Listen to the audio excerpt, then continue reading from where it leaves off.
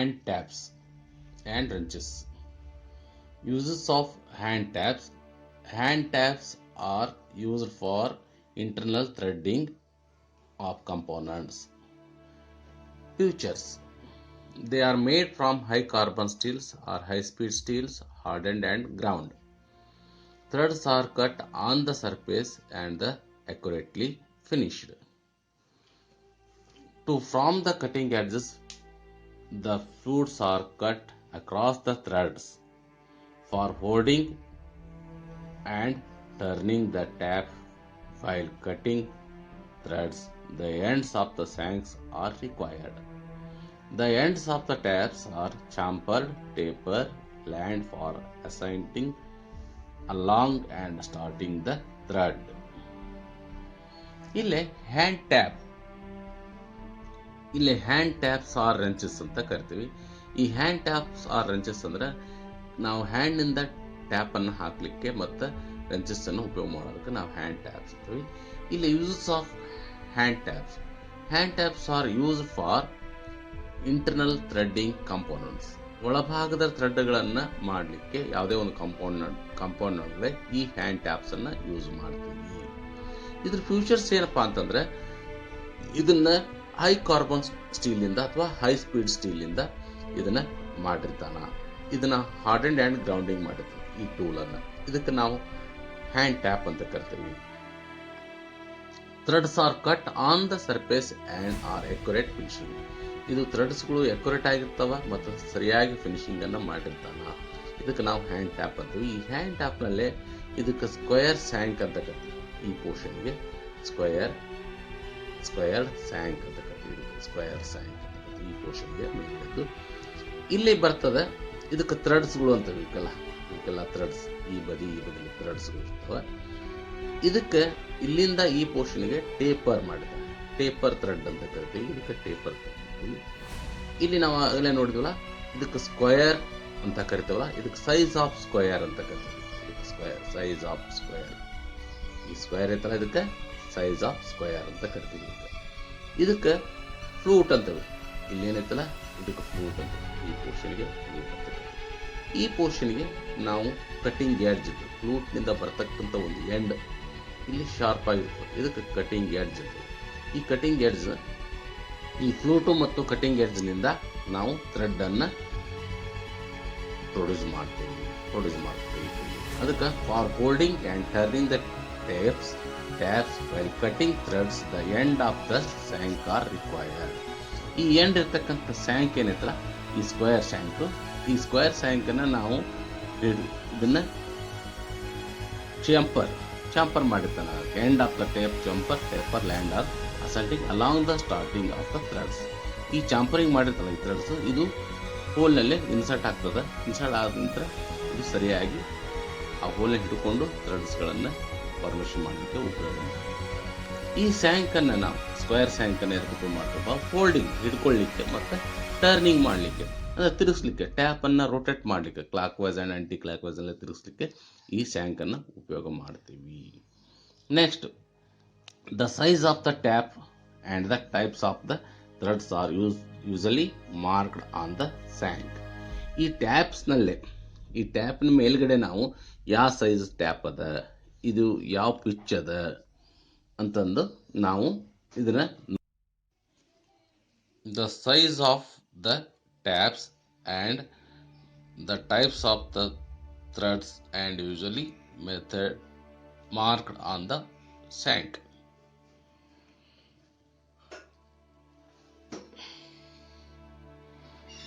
The correct case, the certain cases, the pitch of the threads will also be marked.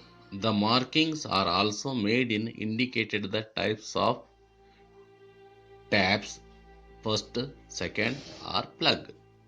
ಇಲ್ಲಿ ನಾವು ಟ್ಯಾಪ್ಗಳನ್ನು, ಇಲ್ಲಿ set of taps, ನಾವು ಟ್ಯಾಪ್ಗಳನ್ನು ನಾವು ಇಲ್ಲಿ ಮಾರ್ಕ್ ಮಾಡಿರ್ತಾನೆ. ಇಲ್ಲಿ ಮಾರ್ಕಿಂಗ್ ಮಾಡಿರ್ತಾನೆ ಟ್ಯಾಪ್ನಲ್ಲಿ. ಇದು first tap, second tap, plug tap ಅಂತ ಮಾಡಿರ್ತಾನೆ. ಆಮೇಲೆ ಇದರಲ್ಲಿ ಮಾರ್ಕಿಂಗ್ ಇರ್ತದೆ. ಇದು ಯೂಸಲಿ ಇದು ಮಾರ್ಕಿಂಗ್ ಯಾಕೆ ಮಾಡಿರ್ತಾನಪ್ಪ, ನಮ್ಗೆ ಗುರ್ತು ಹಿಡಲಿಕ್ಕೆ. ಫಸ್ಟ್ ಟ್ಯಾಪ್ ಯಾವುದು, ಸೆಕೆಂಡ್ ಟ್ಯಾಪ್ ಯಾವುದು, ಪ್ಲಗ್ ಟ್ಯಾಪ್ ಯಾವುದು, ಆಮೇಲೆ ಇದ್ರಾಗೆ ಏನು ಕಂಡು ಹಿಡ್ಲಿಕ್ಕೆ ಬರ್ತದಪ್ಪ ಅಂದ್ರೆ ಪಿಚ್ಚನ್ನು ಕಂಡು ಹಿಡ್ಲಿಕ್ಕೆ ಬರ್ತದೆ, ಎಷ್ಟು ಪಿಚ್ ಅದ, ಯಾವ ಸೈಜ್ ಅದ, ಟ್ಯಾಪ್ ಸೈಜ್ ಅನ್ನೋದಕ್ಕೆ ಇಲ್ಲೇ ಮಾರ್ಕ್ ಮಾಡಿರ್ತಾನ. ಇಲ್ಲಿ next types of in a set, types of tap in a set, types of taps in a set. ಇಲ್ಲಿ hand taps of are a particular threads are available as a set consisting of the 3 pieces. Types of tap set ಅಂದ್ರೆ ಮೂರು ಟ್ಯಾಪ್ಗಳನ್ನು ಹೊಂದಿರತಕ್ಕಂಥದಕ್ಕೆ tap set ಅಂತ ಕರಿತೀವಿ. 1, 2, 3 ಈ 3 ಟ್ಯಾಪ್ಗಳನ್ನು ಉಪಯೋಗ ಮಾಡೋದಕ್ಕೆ ನಾವು tap set ಅಂತ ಕರಿತೀವಿ. ಇದನ್ನ ನಾವು ಇಲ್ಲಿ ಫಸ್ಟ್ ಒನ್ ನಾವು ನೋಡ್ತೇವೆ, ಫಸ್ಟ್ ಟ್ಯಾಪ್. ಇದಕ್ಕೆ ಫಸ್ಟ್ ಟ್ಯಾಪ್ ಅಂತ ಕರಿತೀವಿ. ನೆಕ್ಸ್ಟ್ ಟೇಪರ್ ಟ್ಯಾಪ್ ಅಂತಲೂ ಕರಿತೀವಿ. First tap or taper tap ಅಂತ ಕರಿತೀವಿ. ಇದಕ್ಕೆ ಇನ್ನೊಂದಕ್ಕೆ second tap or intermediate tap ಅಂತ ಕರಿತೀವಿ. ಇನ್ನೊಂದಕ್ಕೆ plug tap or bottom tap ಅಂತ ಕರಿತೀವಿ. ಇವಕ್ಕೆ ಮೂರಕ್ಕೂ ಮೂರು ಹೆಸರುಗಳಿದೆ. First tap, second tap, bottom tap or plug tap ಅಂತ ಕರಿತೀವಿ. These taps R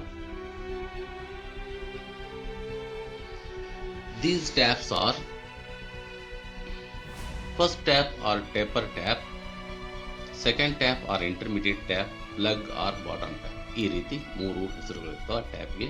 These taps are indicated in the future aspect in the taper land. ಇಲ್ಲಿ ಟೇಪರ್ ಲ್ಯಾಂಡ್ ಅನ್ನ ಇರೋದ್ರಿಂದ ಇದನ್ನ ಇಂಡಿಕೇಟ್ ಮಾಡ್ತೀವಿ. First tap, second tap, plug tap ಅಂತ ಮಾಡ್ತೀವಿ. The taper tap is to start the thread.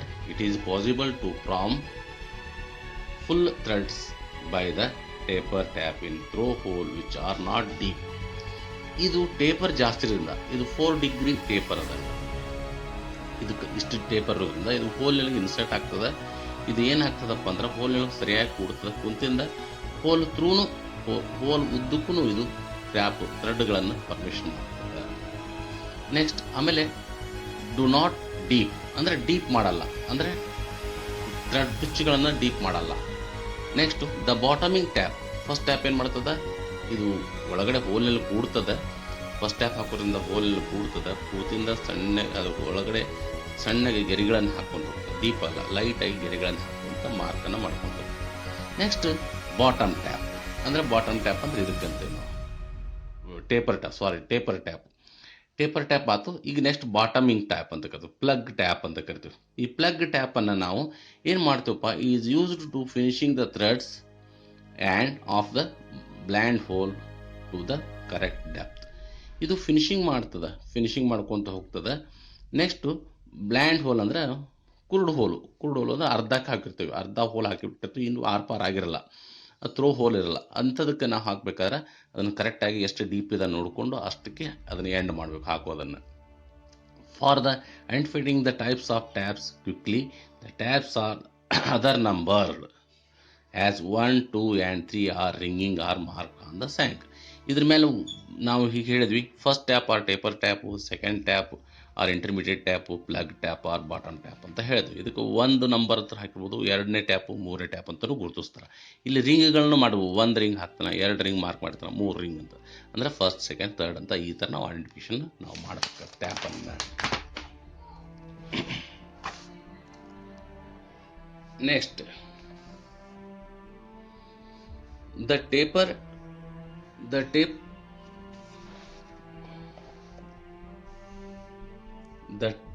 taper tap has 1 ring, the intermediate tap has 2 rings and the bottom tap has 3 rings. ನಾ ಈಗ ಹೇಳಿದ್ನಲ್ಲ, taper tap ಅಂದ್ರೆ 1 ರಿಂಗನ್ನು ಹಾಕಿರ್ತಾನೆ, intermediate tap ಅಂತಂದ್ರೆ 2 ರಿಂಗನ್ನು ಹಾಕಿರ್ತಾನೆ, bottom tap ಅಂತಂದ್ರೆ 3 ರಿಂಗನ್ನು ಹಾಕಿರ್ತಾನೆ.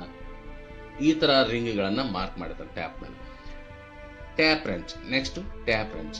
Tap wrenches are use to the align and the drive the hand taps correctly into the hole to the threaded. ನಾವು wrench ಅಂದ್ರೆ ಇಲ್ಲಿದೆಯಲ್ಲ, ಇದಕ್ಕೆ ಟ್ಯಾಪ್ ರೆಂಚ್ ಅಂತ ಕರಿತೀವಿ. ಇದಕ್ಕೆ ಟ್ಯಾಪ್ ರೆಂಚ್ ಅಂತ ಕರಿತೀವಿ. ಈ ಟ್ಯಾಪ್ ರೆಂಚನ್ನು ಏನು ಮಾಡ್ತದಪ್ಪ ಅಂದ್ರೆ, tap wrench are of different types. ಬೇರೆ ಬೇರೆ ಡಿಫ್ರೆಂಟ್ ಟೈಪ್ಸ್ ಅಲ್ಲಿ ಇರ್ತದೆ. ಈ ರೆಂಚು ಟ್ಯಾಪನ್ನು ಹಿಡ್ಕೊಳ್ಳಿಕ್ಕೆ ಉಪಯೋಗ ಮಾಡ್ತಾರೆ, ಅದಕ್ಕೆ ಇದಕ್ಕೆ ಟ್ಯಾಪ್ ರೆಂಚ್ ಅಂತ ಕರಿತೀವಿ. ಇಲ್ಲಿ tap wrench are different types, ಬೇರೆ ಬೇರೆ ಟೈಪ್ಸ್ ಟ್ಯಾಪ್ ರೆಂಚ್ಗಳಿದಾವೆ. Double ended double ended adjustable wrench, T handle tap wrench, solid tap wrench ಅಂತ ಮೂರು ಅದಾವ. ಇಲ್ಲಿ ಮೂರು ಟೈಪ್ ಮಾಡಿದ. ಒಂದು double end adjustable tap wrench or bar type tap wrench ಅಂತ ಕರಿತೀವಿ ನಾವು. This is the most commonly used type of tap wrench. It is available in various size. ಬೇರೆ ಸೈಜ್ ನಲ್ಲಿ ಸಿಗ್ತದೆ. These are types wrenches are more suitable for the large diameter of tap and can be used in open place where there is no obstruction. To turn the tap, it is the important to select the correct size of wrench. ಈ ನಾವು double ended ಅಂದ್ರೆ ಎರಡು ತುದಿಯಲ್ಲಿ adjustable ಅದ and tap wrench ಅಂತ ಕರಿತೀವಿ. Bar tap ಅಂತಲೂ ಕರಿತೀವಿ. ಈ ಬ್ಯಾರ್ ಟ್ಯಾಂಪ್ ಅಂತ ಕರಿತೀವಿ. ಈ ಬಾರ್ ಟ್ಯಾಂಪ್ ನೊಳಗೆ ಏನಿರ್ತದಪ್ಪ ಅಂತಂದ್ರೆ double ended adjustable wrench or bar tap wrench ಅಂತ ಕರಿತೀವಿ. ಇದನ್ನ ನಾವು ಉಪಯೋಗ ಮಾಡೋದು ನಾವು ಬೇಕಾದಷ್ಟು ಜಾಗ ಇದ್ದಲ್ಲೇ ಸಫಿಷಿಯಂಟ್ ಇರ್ತಕ್ಕಂಥ ಪ್ಲೇಸ್ನಲ್ಲೇ ನಾವು ಇದನ್ನ ಉಪಯೋಗ ಮಾಡ್ತೀವಿ. ಆಮೇಲೆ ಇದು ವರಿಯಸ್ ಸೈಜ್ನಲ್ಲೇ ಸಿಗ್ತದೆ ಈ ರೆಂಚು.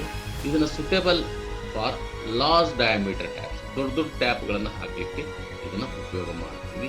ಆಮೇಲೆ ನಮ್ಗೆ ಸ್ಪೇಸ್ ಜಾಸ್ತಿ ಇರುತ್ತೆ, ಯಾಕಂದ್ರೆ ಇದು ಟರ್ನ್ ಮಾಡಲಿಕ್ಕೆ ನಮ್ಗೆ ಜಾಗ ಬೇಕಾದ, ಅದಕ್ಕೆ ಇದನ್ನು ಡಬಲ್ ಎಂಡೆಡ್ ಅಡ್ಜಸ್ಟಬಲ್ ರೆಂಚ್ ಅಂತ ಕರಿತೀವಿ. Next one tea handle tap wrench. T handle tap wrench ಅಂದ್ರೆ ಇಲ್ಲದಲ್ಲ, ಇದಕ್ಕೆ ನಾವು ಟೀ ಹ್ಯಾಂಡಲ್ ಟೀ ಹ್ಯಾಂಡಲ್ ಅಂತ ಕರಿತೀವಿ. ಟೀ ಹ್ಯಾಂಡಲ್ ಅಂತೇಳಿ ಇದಕ್ಕೆ wrench T handle tap wrench ಅಂತ ಕರಿತೀವಿ. ಇಲ್ಲೇ ನೋಡ್ರಿ, these are small adjustable chuck with two jaws and the handle to turn the wrench. This tap wrench is usually to work in restricted places and is turned with one hand only. This wrenches is not available for holding large diameter taps. ನಾವು ಈ tea tap ರೆಂಚನ್ನು ನಾವು ಎಲ್ಲಿ ಉಪಯೋಗ ಮಾಡ್ತೀವಪ್ಪ ಅಂತಂದರೆ, ನಾವು congested ಇರ್ತಕ್ಕಂಥ ಕೈ ಆಡಲಾರ್ದಂಥ ಜಾಗ ಅಥವಾ ಅದು ಬಹಳ ಒಳಗಡೆ ಇರ್ತಕ್ಕಂಥ ಜಾಗದಲ್ಲಿ ನಾವು ಉಪಯೋಗ ಮಾಡ್ತೀವಿ. ಅಲ್ಲೇನು ಯಾವುದೇ ಕೆಲಸ ಮಾಡ್ಲಿಕ್ಕೆ ಬರಲ್ಲ ಅಂತ ಜಾಗದಲ್ಲಿ ಇದನ್ನು ಟೀ ಹ್ಯಾಂಡ್ ರೆಂಚನ್ನು ತೊಗೊಂಡು ಬಹಳ ಒಳಭಾಗದಲ್ಲಿರ್ತಕ್ಕಂಥ ಜಾಗದಲ್ಲಿ ಇದನ್ನು ಟೀ ರೆಂಚ್ ಉಪಯೋಗ. ಇದರಲ್ಲಿ ಡ್ರಿಲ್ ಚೆಕ್ ಟೈಪ್ ಇರ್ತದೆ. ಚೆಕ್ ಅಂತಂದು ಕರಿತಾರಲ್ಲ, ಡ್ರಿಲ್ ಚೆಕ್ ಅದ, ಆ ಥರ ಚೆಕ್ ಅದ. ಇದರಲ್ಲಿ ಓನ್ಲಿ 2 ಜಾಸ್ ಇರ್ತಾವೆ, ಎರಡೇ ಜಾಗಳು. ಇಲ್ಲ ನೋಡ್ರಿ, 2 ಜಾ. ಇದು ಚೆಕ್ ಅಂತ, ಇದಕ್ಕೆ ಈ ಪೋರ್ಷನ್ಗೆ ಚೆಕ್ ಅಂತ ಕರಿತೀವಿ. ಇದಕ್ಕೆ ಎರಡಕ್ಕೂ ಜಾಸ್ ಅಂತೀವಿ. ಇದಕ್ಕೆ ಹ್ಯಾಂಡಲ್ ಅಂತೀವಿ. ಇದನ್ನು ರೊಟೇಟ್ ಮಾಡೋದ್ರಿಂದ ಇಲ್ಲಿದೆಲ್ಲ ಇದರ ಬಾಟಮ್ ಪ್ಲ್ಯಾನ್ ಇದೆಲ್ಲ, ಕೆಳಗಡೆ ಬಾಟಮ್ ತೋರಿಸಿದಲ್ಲ ಪ್ಲ್ಯಾನ್ ಇದು. ಈ ಥರ ಇಲ್ಲಿ ನಾವು ಈ ಪೋರ್ಷನಲ್ಲೇ ಟ್ಯಾಪನ್ನು ಹಿಡಿತೀವಿ. ಇದನ್ನು ಟೈಟ್ ಮಾಡ್ಕೊತೀವಿ. ಟೈಟ್ ಮಾಡ್ಕೊಂಡ ನಂತರ ನಮ್ಗೆ ಟ್ಯಾಪನ್ನು ಹಾಕಲಿಕ್ಕೆ ಉಪಯೋಗ ಮಾಡ್ತೀವಿ. ಇದು ಯೂಸ್ಫುಲ್ ಎದಕ್ಕೆ ಉಪಯೋಗ ಐತಪ್ಪ ಅಂತಂದ್ರೆ, ನಾವು ರಿಸ್ಟ್ರಿಕ್ಟೆಡ್ ಪ್ಲೇಸ್ ಅಂದರೆ ಕೆಲವೊಂದು ರಿಸ್ಟ್ರಿಕ್ಟೆಡ್ ಪ್ಲೇಸ್ಗಳು ಇರ್ತಾವೆ, ಅಂತಲೇ ನಾವು ಇದನ್ನು ಟರ್ನ್ ಮಾಡಲಿಕ್ಕೆ ಒಂದೇ ಕೈ, 2 ಕೈ ಇದನ್ನೇ ಐತಲ್ಲ, 2 ಕೈಯಿಂದ ಉಪಯೋಗ ಮಾಡ್ತೀವಿ. 2 ಹ್ಯಾಂಡಲ್ ಅದಾವಲ್ಲ, 2 ಕೈಯಿಂದ ಹಿಡ್ಕೊಂಡು ನಾವು ರೊಟೇಟ್ ಮಾಡ್ತೀವಿ. ಇಲ್ಲಿ 2 ಕೈ ಹಿಡ್ಲಿಕ್ಕೆ ಬರಲ್ಲ, ಅದಕ್ಕೆ ರಿಸ್ಟ್ರಿಕ್ಟೆಡ್ ಪ್ಲೇಸ್ ಇರ್ತದೆ ಅಂತವಲ್ಲ, ಅಂತಲೇ ನಾವು ಇದು ಒಂದೇ ಹ್ಯಾಂಡಿಂದ ಇದನ್ನು ಉಪಯೋಗ ಮಾಡೋದಕ್ಕೆ ಇದಕ್ಕೆ ನಾವು ಟೀ ಹ್ಯಾಂಡ್ ಟ್ಯಾಪ್ ರೆಂಚ್ ಅಂತ ಕರಿತೀವಿ. ಈ ಟ್ಯಾಪ್ ರೆಂಚಿಂದ ನಾವು ಉಪಯೋಗ ಮಾಡ್ತೀವಿ. Next solid tap wrench. Solid tap wrench ಅಂದರೆ, these wrenches are not adjustable. They can take only certain sizes of taps. The eliminants the use of warning length of the tap wrench and these prevent damage to the tap. ಇಲ್ಲಿ solid tap wrench ಅಂದರೆ ಇದು solid ಆಗ್ಯದ. ಇದರೊಳಗೆ ಏನು adjustment ಇರಲ್ಲ, ಯಾವುದು ಸ್ಕ್ರೂಗಳು ಇರಲ್ಲ, ಯಾವುದು ಜಾಸ್ ಇರಲ್ಲ, ಏನಿರಲ್ಲ. ಇದು ಓನ್ಲಿ ಸಾಲಿಡ್. ಇದರಲ್ಲಿ ಹೋಲ್ಗಳಿದಾವೆ, 1 ಬದಿ, 2 ಬದಿ, 3, 4 ಬದಿಯಲ್ಲಿ ಒಂದೊಂದು ಹೋಲ್ಗಳು. ಈ ಸ್ಕ್ವೇರ್ ಹೋಲ್ ಏನದಲ್ಲ, ಇದು ಸೈಜ್ ಬೇರೆ ಅದ. ಈ ಸ್ಕ್ವೇರ್ ಹೋಲ್ ಸೈಜ್ ಇದು ಬೇರೆ, ಇದಕ್ಕಿಂತ ಇದು ದೊಡ್ಡ, ಇದಕ್ಕಿಂತ ಇದು ದೊಡ್ಡ. ಈ ಥರ ಸೈಜಸ್, ಬೇರೆ ಸೈಜಸ್ನ ಟ್ಯಾಪ್ಗಳನ್ನ ಇದರಲ್ಲಿ ಇಡ್ತೇವೆ. ಇಟ್ಟು ನಾವು ಹಾಕ್ಲಿಕ್ಕೆ ಉಪಯೋಗ ಮಾಡ್ತೀವಿ. ಇದು ಯಾವುದೇ ಕಾರಣಕ್ಕೂ ವರ್ನೌಟ್ ಆಗಲ್ಲ. ಇದು ಲೆಂತನ್ನು ನಾವು ಬೇಕಾದ ಲೆಂತ್ ಇರ್ತಕ್ಕಂಥ ಟ್ಯಾಪ್ಗಳನ್ನ ಇದರಲ್ಲಿ ಇಟ್ಟು ನಾವು ಹಾಕ್ತೀವಿ. ಇದಕ್ಕೆ ನಾವು ಸಾಲಿಡ್ ಟ್ಯಾಪ್ಸ್ ರೆಂಚ್. ಇಲ್ಲಿ ನಾವು ಟ್ಯಾಪ್ಸ್ ಮತ್ತು ಹ್ಯಾಂಡ್ ಟ್ಯಾಪ್ಸ್ ಆ್ಯಂಡ್ ಹ್ಯಾಂಡ್ ರೆಂಚಸ್ಗಳನ್ನು ನಾವು ನೋಡಿದ್ವಿ.